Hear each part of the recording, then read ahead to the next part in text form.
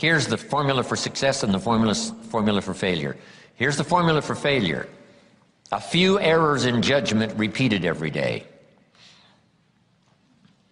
Why would we repeat an error in judgment another day? Here's why. Disaster doesn't usually fall on you at the end of that first day.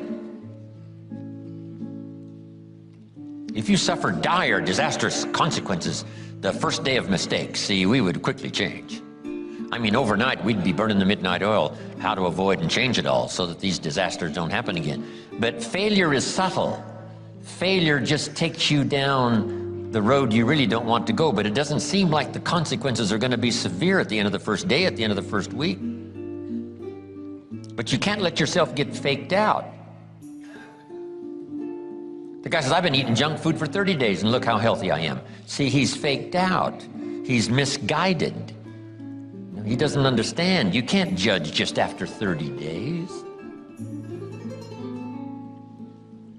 I remember once I was talking to the kids about, judging whether something is, right or wrong, to do it or not to do it.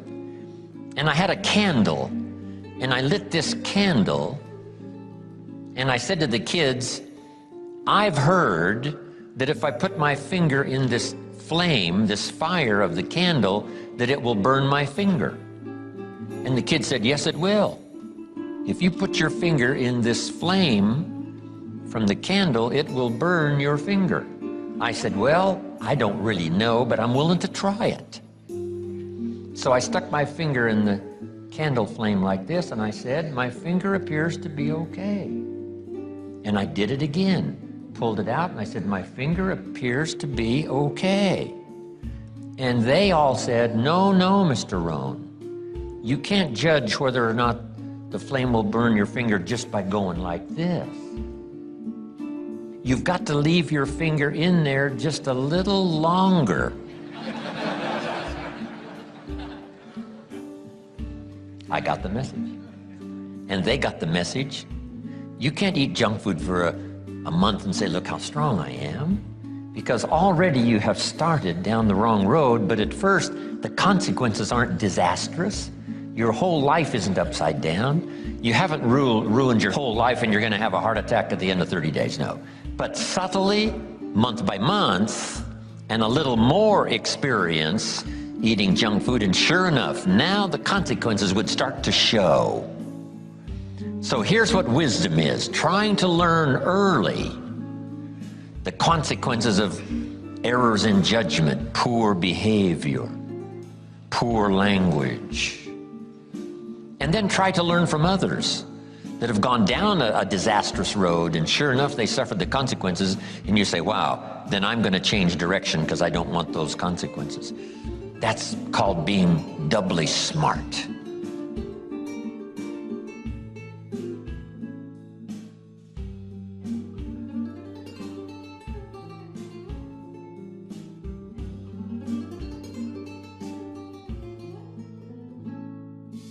A few errors in judgment repeated.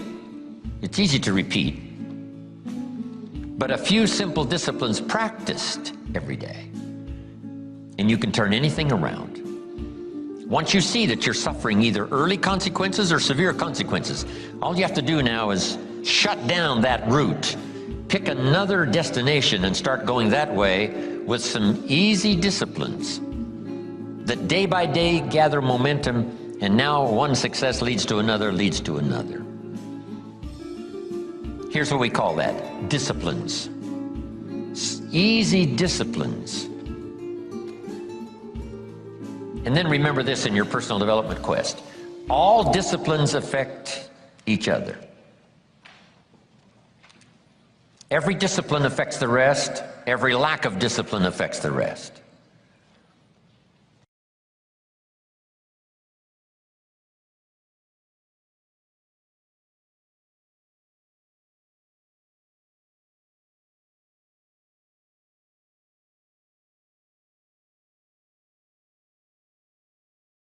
Fine-tune all of your other disciplines.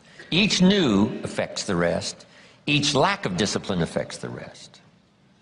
So starting on this journey of new disciplines, solving problems, going from errors in judgment to easy disciplines that can change it all.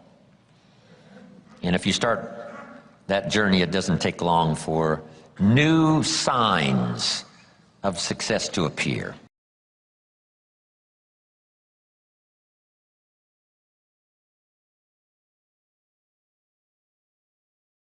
Harder on myself than on my job. The early success, the early signs of the fact that I was going to arrive at a more positive destination, I was hooked. It didn't take but a few months, less than a year, and I was hooked for life. I ask you to start that same journey. Let your new skills, new disciplines affect all of the rest and inspire you to never cease this quest for refinement of first philosophy, then activity, to make your life better.